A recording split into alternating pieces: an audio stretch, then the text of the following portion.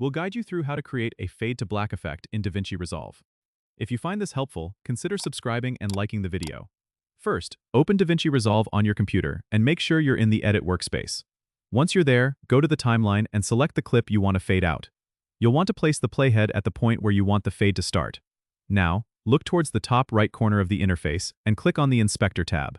In the Inspector panel, locate the OPS-ITA setting. You'll see a small diamond icon next to it, which is the KEFI-FARA button. Click on the keyframe button at the start of your fade to mark your first keyframe with the current opacity level at 100%. Move the playhead to the point where you want the clip to be fully faded out. At this point, go back to the opacity setting in the inspector and drag the slider down to 0%.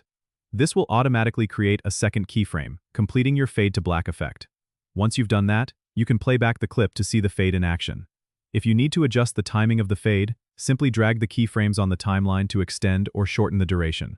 Remember, you can apply this effect to any clip, and it works well for ending scenes or transitioning between shots. Don't forget to subscribe and comment if this helped you out.